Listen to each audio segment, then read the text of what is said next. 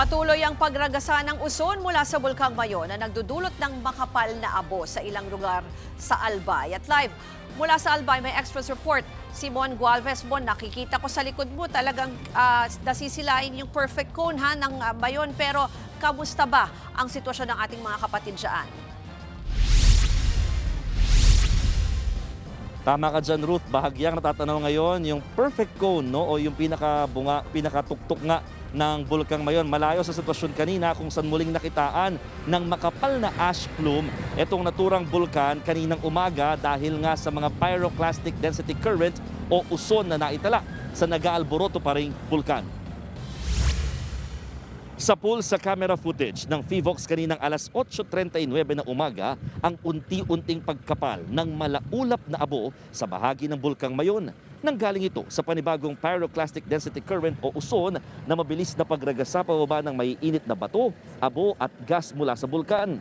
Sa record ng PHIVOX, umabot ng 2 kilometro ang haba ng naturang uson sa Miisi Gully na parehong dinaanan nung Sabado na nag-iwan ng matinding ashfall. Kanina, hindi naman gaanong naramdaman ng panibagong pagbagsak ng abo dahil sinabayan din ito ng buhos ng ulan. Bagay na sinamantala naman ng mga residente kaya mabilis na nilinis ang mga naiwang abo mula pa nung Sabado. Yun nga lang, naging makapal na putik naman ang resulta kaya pahirapan ang pagpapala. Kasunod dito, agad na mahagi ang Alagang Kapatid Foundation ng mga N95 mask para sa mga residente ng Barangay Tumpa sa bayan ng Kamalig.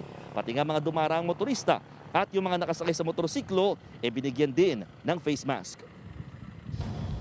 Ruth, nakatakda namang magbigay ng ayuda ang DSWD sa pagpapatuloy ng kanilang disaster relief response dito nga sa nag-aalboroto pa ring Bulkang Mayon para sa mga apektadong residente. Habang sa Lunes, sisimulan naman ang payout para sa mga apektadong farmers. Nasa mahigit 6,000 yan sa mga naapektuhan mula sa mga bayan ng Kamalig at Ginobatan. Makakatanggap ang bawat magsasaka ng nasa mahigit 10,000 pisong ayuda mula sa DSWD. Ruth?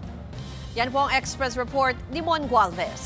Mga kapatid, Ruth Cabalco, para sa mabilis na pasada ng mga balitang dapat niyong malaman, mag-follow at mag-subscribe sa social media pages ng News 5.